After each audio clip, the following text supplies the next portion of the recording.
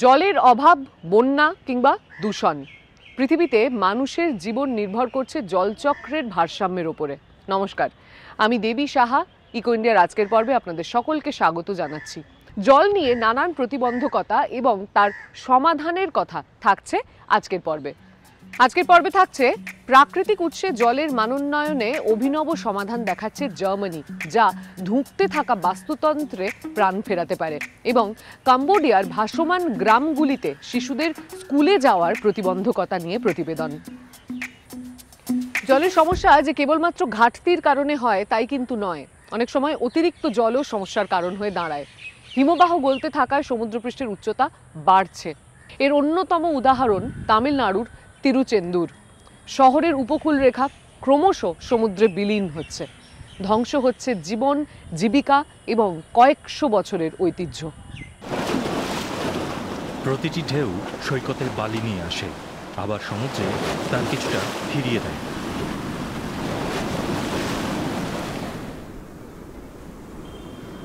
তামিলনাড়ুর দক্ষিণ পূর্বে তিরুচেন্দুরেও তেমনটাই ঘটছিল, কিন্তু হঠাৎ বড়সড় পরিবর্তন এলো।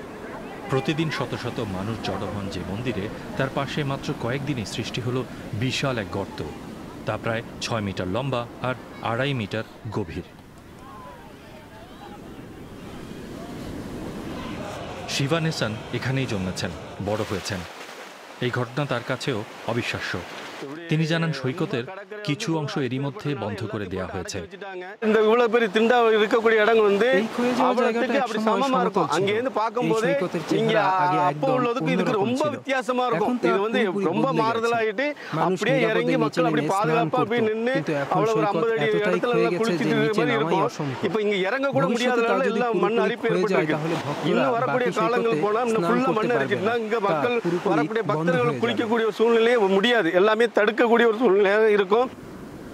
কাছের জেলেদের গ্রাম আমলি নগরে সমুদ্র ধীরে ধীরে সৈকতকে গ্রাস করছে। স্থানীয় জেলেদের জন্য তা বড় ধরনের শঙ্কার কারণ। প্রায় 2,500 পরিবার জীবিকার জন্য এই সমুদ্রের উপর নির্ভরশীল। কিন্তু এখন মাছ ধরে পেট চালানো তাদের জন্য কঠিন হয়ে পড়েছে। মন্না আরিপ্তது போக மீதி இப்போதைக்கு நৌকা বেঁধে রাখার জায়গার মধ্যে উচ্চতার পার্থক্যটা দেখুন। படகு வச்சிருக்க உயரத்தையும் நீங்க பாருங்க।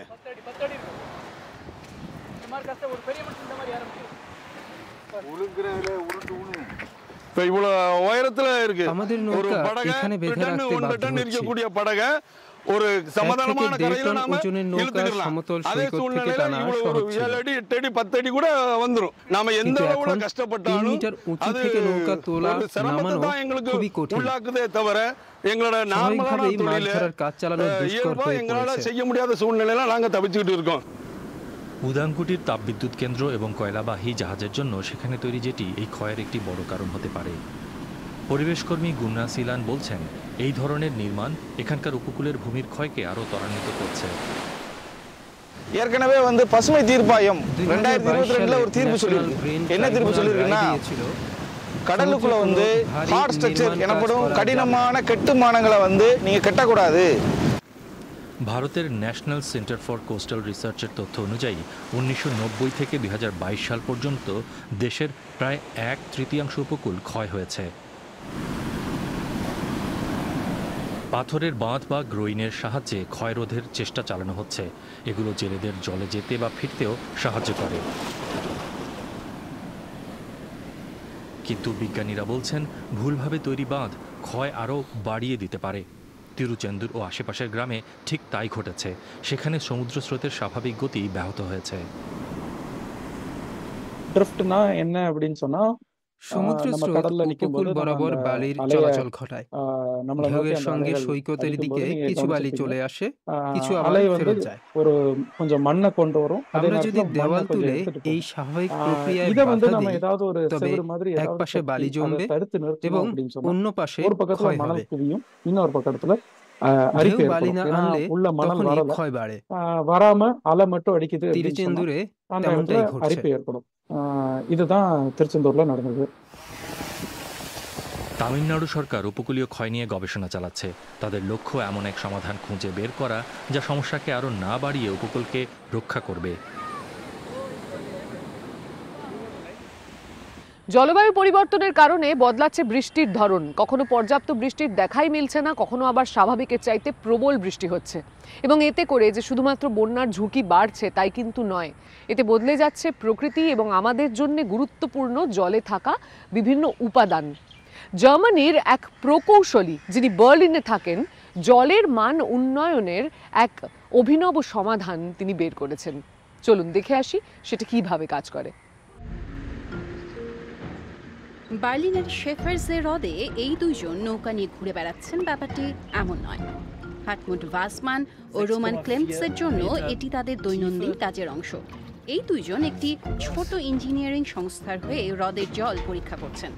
তারা 6 মিটারেরও বেশি গভীর থেকে জলের নমুনা সংগ্রহ করছেন।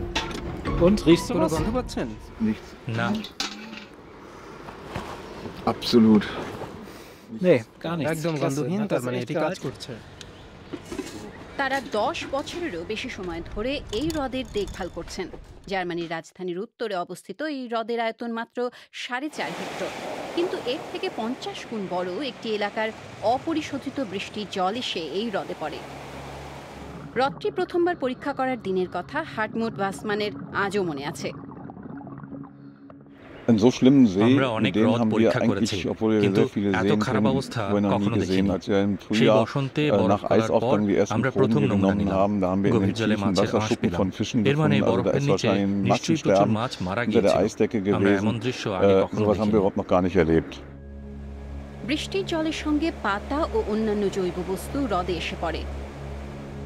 ব্যাকটেরিয়া সেগুলো পচাতে শুরু করে। এই প্রক্রিয়ায় জলের অক্সিজেন ফুরিয়ে গেলে মিথেন ও হাইড্রোজেন সালফাইডের মতো গ্যাস তৈরি হয়। এতে কাদার স্তর জমে, জল দুর্গন্ধময় হয়ে ওঠে।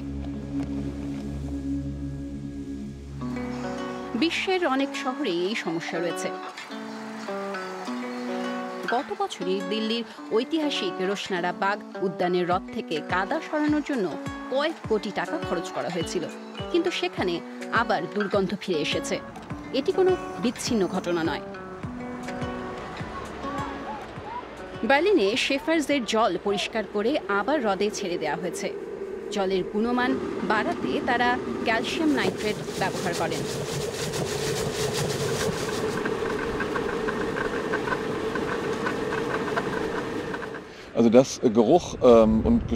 দুর্গন্ধ দূর করতে ক্যালসিয়াম নাইট্রেটের ব্যবহার নতুন নয়, সেটি জলাশয়ে এভাবে প্রয়োগ করাও অজানা নয়। কিন্তু এর সাথে অক্সিজেন মেশানোর ধারণাটি আকস্মিকভাবে এসেছিল। এর বড় প্রভাব দেখা গিয়েছিল। শেফার্জে প্রথম স্থান যেখানে আমরা পুরোপুরি ইতিবাচক ফল পেয়েছিলাম।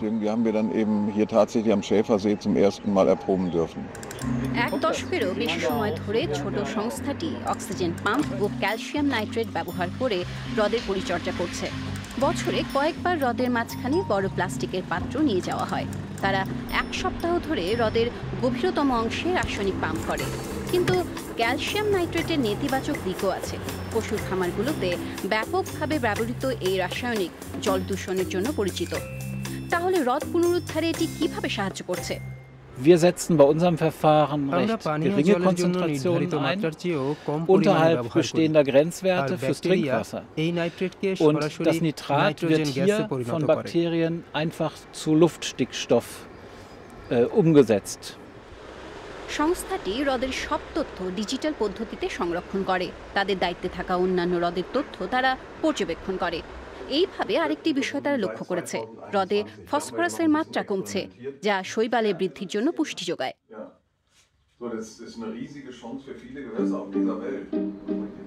তারা বার্লিন টেকনিক্যাল ইউনিভার্সিটির ভূ রসায়নবিদ অধ্যাপক থমাস নয়মানকে নিয়ে এলেন। তিনি ও তাঁর দল শেফার্জে হ্রদের পলির নমুনা পরীক্ষা করলেন। পরীক্ষায় তারা দেখলেন ক্যালসিয়াম নাইট্রেট ফসফরাসকে আবদ্ধ করে পলিতে আটকে রাখতে সাহায্য করে। Also für den See ist es gut, weil এটা হ্রদের জন্য dieser See hat zu viele Nährstoffe, অনেকগুলো zu পুষ্টি পদার্থ আছে। und এর das মধ্যে bringt অন্যতম হলো Probleme. ফসফেট, যা সমস্যা Und সৃষ্টি করে। wenn dann ein Mechanismus ফসফেটকে da যদি ist, বছরের der পর dann das বছর, Phosphat এমনকি in দশকের das পর Sediment দশক পলিতে transportiert আটকে und রাখা das যায়, তবে তা খুবই Jahre, ভালো ফল Jahrzehnte দেবে। gebunden wird, ist das natürlich ein guter Befund. এখন পর্যন্ত তারা শুধু শেফার্জের লক্ষণগুলোরই চিকিৎসা করছেন। হ্রদে পড়ার আগেই বৃষ্টির জল পরিষ্কার করা গেলে সব থেকে ভালো হতো। কিন্তু এজন্য শোধনাগার তৈরির জায়গা দরকার, এমন শহরে যা পাওয়া কঠিন। প্রায় 15 কিলোমিটার দূরে বার্লিনের হাইওয়ের পাশে একটা জায়গা আছে। এখানকার ছোট হ্রদ হালেনসেতে মানুষ সাঁতার কাটতে পারে না। হাইওয়ে থেকে বয়ে আসা বৃষ্টির জল হ্রদে পড়ার আগে পরিষ্কার করা হয়। প্রতি মাসে 1 টন কাদা ছেঁকে ফেলা হয়, বাকিটা ঝোপঝাড়ের মাধ্যমে পরিষ্কার হয়।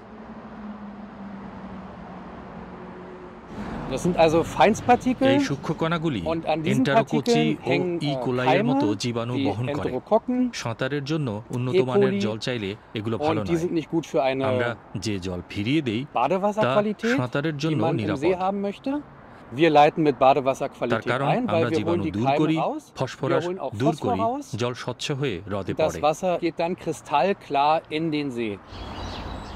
বার্লিনে এখন এই ধরনের মাত্র 2টি শোধনাগার আছে, যে কারণে শহরের বেশিরভাগ হ্রদে অক্সিজেনের ঘাটতি রয়েছে। এজন্যই ক্যালসিয়াম নাইট্রেট দিয়ে আরও বেশি হ্রদ পরিশোধন করা হচ্ছে। শহরের হ্রদগুলো নানা রকম সমস্যা আছে, তার প্রতিটির জন্য আলাদা সমাধান দরকার। Dann sucht man das Verfahren raus, das genau dazu passt. Wir sind quasi hier sowas wie der Arzt der Gewässer. Wir müssen genauso eine Untersuchung machen und dann kommt eine Diagnostik und dann kommt die Therapie. Für diese typischen kleinen, flachen, teichartigen urbanen Gewässer ist Schäferverfahren gut, weil das Nitrat eben dafür sorgt, dass diese Organik auch abgebaut wird und die Selbstreinigung aktiviert wird. Roman Clemens আর Hartmut ওয়াসমানের জন্য শেফার্সদের কাজ এখনো শেষ হয়নি। জার্মানির বিভিন্ন হ্রদ দেখাশোনার পাশাপাশি তারা বিদেশ থেকেও ডাক পাচ্ছেন। শেফার্সদেতেই সবকিছু শুরু, তাই পরিশোধনের এই কৌশলটির নাম দেওয়া হয়েছে শেফার্সে পদ্ধতি।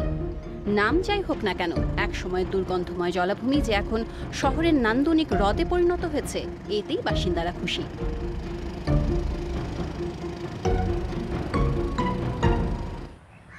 শিক্ষা জাতির মেরুদণ্ড, কিন্তু আজও সমাজের বহু স্তরের মানুষ শিক্ষার সুবিধে থেকে বঞ্চিত।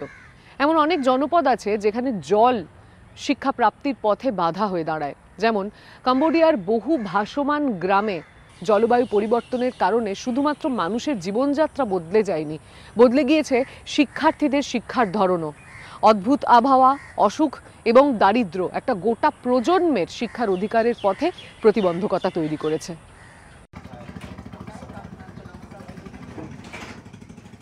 10 বছর বয়সী রিন নারেন ভোরবেলা সূর্য ওঠার আগে ঘুম থেকে ওঠে।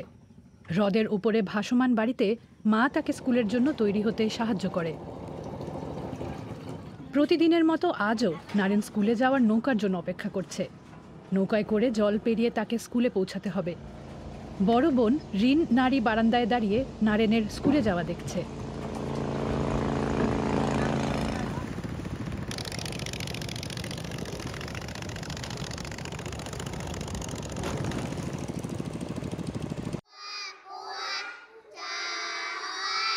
নারেন প্রথম শ্রেণীর ক্লাসে মনোযোগ দিয়ে খামের ভাষার ব্যাকরণ শিখছে। সহপাঠীদের তুলনায় বয়সে বড় হলেও সে সবেমাত্র স্কুলে ভর্তি হয়েছে।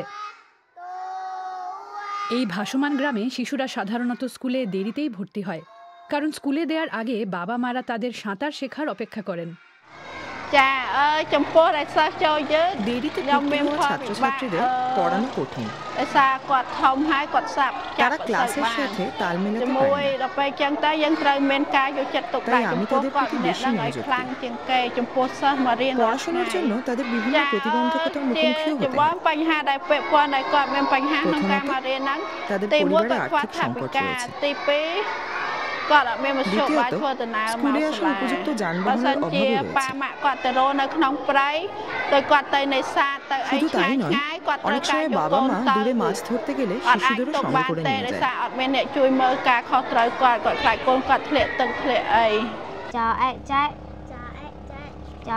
স্কুল থেকে ফিরে আসার পর নারেনের বোন নারী তাকে পড়ায় সাহায্য করে। আমি বোনকে খামের, অঙ্ক এবং সমাজবিদ্যা পড়াই। আমি স্কুলে যেতে পারি না। আমার শিক্ষক, বন্ধু আর স্কুলের কথা খুব মনে পড়ে। মেনিনজাইটিসে আক্রান্ত হওয়ায় নারীকে স্কুল ছাড়তে হয়েছিল। গবেষণায় দেখা গেছে এই রোগ ঋতুর বিশেষ ধরনের উপর নির্ভর করে। সাধারণত গরম ও শুষ্ক মৌসুমে এই রোগ বেশি হয়। জলবায়ু পরিবর্তনের কারণে এখন এটি আরও নিয়মিত হচ্ছে এবং ভয়ঙ্কর রূপ নিচ্ছে। জলবায়ু পরিবর্তনের কারণে শিশুদের স্কুলে যাওয়া কঠিন হচ্ছে, বিশেষ করে দীর্ঘ বর্ষার সময় তারা স্কুলে যেতে পারে না। এই ধরনের পরিস্থিতিতে শুধু ফ্লুয়ের মতো রোগই বাড়ে না, অতিবৃষ্টি ও ঝড়ো হাওয়ার কারণে দুর্ঘটনাও বাড়ে। আবার শুষ্ক মৌসুমে প্রচণ্ড গরমেও শিক্ষার্থীরা সমস্যায় পড়ে।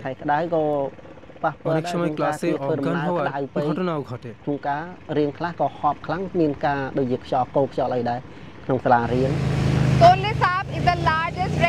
টনলে সাপ দক্ষিণ পূর্ব এশিয়ার বৃহত্তম মিষ্টি জলের হ্রদ। হ্রদে বসবাসকারী এখানকার জেলেরা জলবায়ু পরিবর্তনের অন্যতম ভুক্তভোগী। গ্রীষ্মে খরার কারণে মাছের পরিমাণ কমে যায়। বর্ষায় সাম্প্রতিককালে ভয়াবহ বন্যায় তাদের বাড়িঘর ধ্বংস হচ্ছে। সবচেয়ে বেশি ক্ষতির মুখে শিশুদের শিক্ষা। নারীর বাবা মাছ ধরতে যাওয়ার জন্য তৈরি হচ্ছেন। নারী মাকে রান্নায় সাহায্য করছে। জন্ম থেকেই আমি এই ভাসমান গ্রামে রয়েছি। আমি জীবিকা অর্জনের জন্য মাছ ধরি। দিনে 30 থেকে 40 হাজার রিয়েল আয় করি। এই টাকা দিয়েই সংসারের খাবারের খরচ আর মেয়ের পড়াশোনার খরচ চালাতে হয়। কিন্তু এই টাকা যথেষ্ট নয়, তাই মেয়েকে প্রায় স্কুলে পাঠাতে পারি না।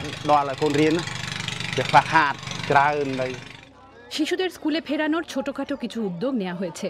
স্থানীয় শিক্ষক সামফোর্স ভন এর অন্যতম পথপ্রদর্শক। জলবায়ু পরিবর্তনের কারণে হওয়া সমস্যা যাতে স্কুলগুলো মোকাবিলা করতে পারে সেজন্য তিনি অক্লান্ত পরিশ্রম করে যাচ্ছেন। তবে তার মতে এজন্য সম্মিলিত প্রচেষ্টা দরকার।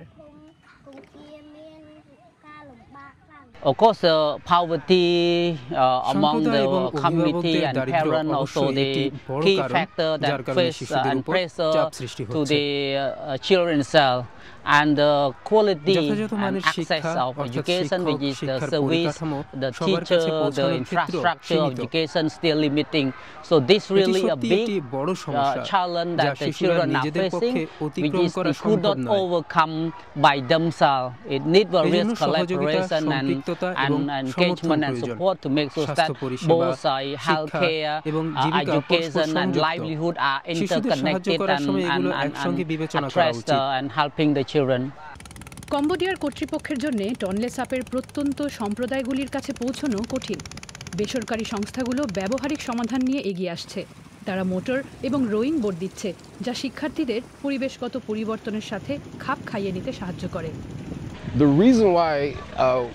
আমরা একসঙ্গে কাজ করছি কারণ শিক্ষার সঙ্গে সম্পর্কিত আর্থিক বাধা দূর করা গেলে দরিদ্রতম পরিবারের সবচেয়ে বিপন্ন শিশুটির জন্যও বড় ধরনের সম্ভাবনা তৈরি হবে, যার মাধ্যমে তাদের শিক্ষার অধিকার অনুধাবন করার সুযোগ হবে। এখন পর্যন্ত আমরা কম্বোডিয়া জুড়ে শিক্ষা ব্যবস্থার বাইরে থাকা 1,44,000-এরও বেশি শিশুকে স্কুলে ভর্তি করিয়েছি।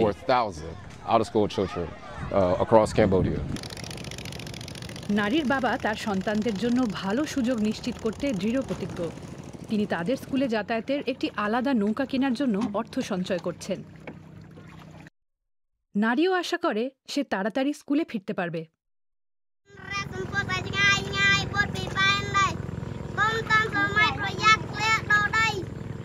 নদী পুনরুদ্ধারের কাজটি শুনতে কঠিন মনে হতে পারে। আপনার মনে হতেই পারে যে এটা তো সরকারের কাজ, কিন্তু অনেক সময় মানুষ একজোট হলে কঠিন কাজও সহজ হয়ে যায়। আপনার আমার মতন সাধারণ নাগরিক, এনজিও কিংবা সংস্থাগুলো এক্ষেত্রে উদ্যোগী হতে পারে। সহযোগিতা এবং একসাথে কাজ করার এমনই এক উদাহরণ তৈরি হয়েছে মহারাষ্ট্রে ছত্রপতি সম্ভাজি নগরে। চলুন যাওয়া যাক এবং দেখে আসা যাক কিভাবে একটি মৃতপ্রায় নদী সেখানে নতুন করে প্রাণ পেয়েছে। ক্ষুদ্র এক বিস্ময়ের কাহিনী। জঞ্জালে ভরা মৃতপ্রায় নদীকে দলগত উদ্যোগে কিভাবে নতুন জীবন দেওয়া হলো, এটি তার কাহিনী। খাম নদীর দৈর্ঘ্য মাত্র 65 কিলোমিটার। এর 11 কিলোমিটারই ছত্রপতি সম্ভাজি নগরের মধ্য দিয়ে প্রবাহিত। আগে এর নাম ছিল ঔরঙ্গাবাদ। মুম্বইকে এটি ভারতের মধ্যভাগের সাথে যুক্ত করেছে। ভারতের পশ্চিমের অন্যতম দ্রুত বর্ধনশীল শিল্প শহরগুলোর একটি এটি। এই উন্নয়ন একদা পরিচ্ছন্ন নদীকে নর্দমায় পরিণত করেছে, তাকে পুষ্ট করার বদলে মেরে ফেলেছে। দিন দিন জনবসতি বাড়ছে, কোনো পয়ঃপ্রণালী নেই এবং আপনি জানেন এই নদীটি ওই এলাকার নিম্নতম অঞ্চল। রামা আবাদের মতো বেশিরভাগ স্থানীয় বাসিন্দাই জানেন না তাদের বাড়ির কাছে বয়ে চলা এই নর্দমা একদা প্রাকৃতিক নদী ছিল। তারা সেখানেই জঞ্জাল ফেলা চালিয়ে যান। নদীর এপারটা বরাবরই নোংরা ছিল। এর উপর সেতু তৈরির আগে এই পারের বাসিন্দাদের অনেকে এখানে এসে মলত্যাগ করতেন। গৃহস্থালির বর্জ্য ছাড়াও নদীতে বড় মাপের শিল্পজাত বর্জ্য ফেলা হয়। ভ্যারক ইঞ্জিনিয়ারিং নামের একটি স্থানীয় সংস্থা এর বদল ঘটাতে চায়। 2017 সালে সামাজিক দায়বদ্ধতার অংশ হিসেবে তারা নদী সাফাই শুরু করে।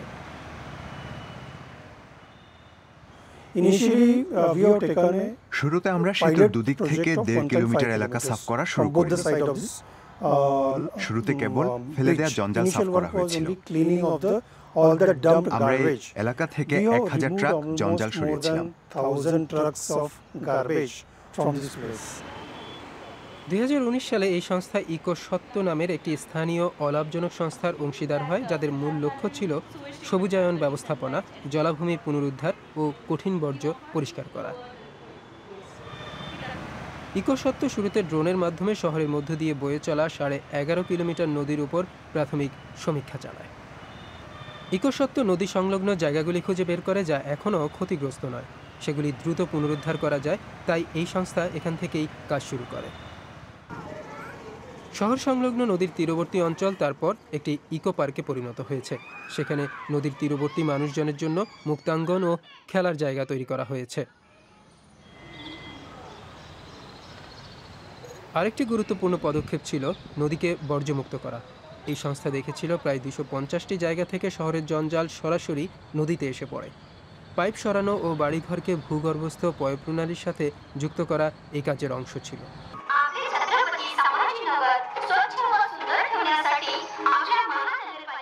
নদীকে পরিষ্কার রাখতে বর্জ্য পৃথকীকরণ ও সচেতনতা বৃদ্ধি গুরুত্বপূর্ণ বিষয়। প্রায় 280 জন সাফাই কর্মীর একটি দল ছত্রপতি সম্ভাজিনগরের বাড়িতে বাড়িতে গিয়ে জঞ্জাল সংগ্রহ করেন। শহরের আবর্জনার 80% এখন পৃথকীকৃত। এরপরেও যারা খাম নদীতে আবর্জনা ফেলেন তাদের 5000 টাকা করে জরিমানা দিতে হয়। শহরের বাইরে সাফাই অভিযানের অংশ হিসেবে আগ্রাসী আগাছা সাফাই করা হচ্ছে। এর ফলে পশুসহ ডজন খানেক প্রজাতি ফিরে এসেছে। আমরা দেখলাম শেয়ালেরা ফিরে আসছে। এটা তাদের জন্য নিরাপদ এলাকা। চিল ও সবুজ পায়রার মতো পাখিরাও এখানে আবার ঘর বাঁধছে। পঞ্চবার্ষিকী খাম পুনরুদ্ধার প্রকল্পের জন্য প্রায় 15 কোটি টাকা খরচ করা হয়েছে। ইকো সত্য এই কাজকে জাতীয় স্তরে নিয়ে গিয়ে শহরের নিকটবর্তী নদী ও তার বাস্তুতন্ত্রকে রক্ষা করতে চায়। আমরা বলতে চাই নদী আমাদের জীবনরেখা, মানুষ জীববৈচিত্র্যের স্থান। এতদিন আমরা তাদের অবহেলা করেছি, কিন্তু এখন জমি নিয়ে সেখানে বিদেশি বাজার বা বাড়িঘর তৈরি না করে তাদের আগের মতো প্রাকৃতিক অবস্থায় ফিরিয়ে দেওয়ার সুযোগ আমাদের কাছে এসেছে। অনেক অগ্রগতি হলেও এখনো অনেক কাজ বাকি। এর মধ্যে আছে জলের সার্বিক গুণমান লক্ষ্য করা, নদী ও তার আশেপাশের গাছগাছালি, জীবজন্তুর অবস্থার বিষয়ে মানুষের সচেতনতা ও দায়িত্ব বৃদ্ধি এখন গুরুত্বপূর্ণ বিষয়। আজকের পর্ব এই পর্যন্তই। বিলীন হতে থাকা উপকূল কিংবা মৃত্যুর মুখ থেকে নদীকে ফিরিয়ে আনা, আমাদের জলাশয়গুলিকে ঠিকঠাক রাখা এবং জলের সংকট মোকাবিলায় মানুষের সংঘবদ্ধ প্রচেষ্টাই সবচাইতে গুরুত্বপূর্ণ। এমন কোনো উদ্যোগের কথা যদি আপনার জানা থাকে তাহলে তা আমাদেরকে জানাতে ভুলবেন না। আবারও দেখা হচ্ছে আগামী সপ্তাহে। ততদিন ভালো থাকবেন, সুস্থ থাকবেন এবং অবশ্যই ফলো করবেন ইনস্টাগ্রামে আমাদের DW এনভায়রনমেন্ট পেজ। জলবায়ু, পরিবেশ ও উদ্ভাবনের অসাধারণ সব প্রতিবেদন থাকছে প্রতি সপ্তাহে ইকো ইন্ডিয়ায়। জলবায়ু সুরক্ষা ও টেকসই ভবিষ্যতের পথে পরিবেশ বান্ধব চাকরি ও পেশার কথা তুলে ধরি আমরা।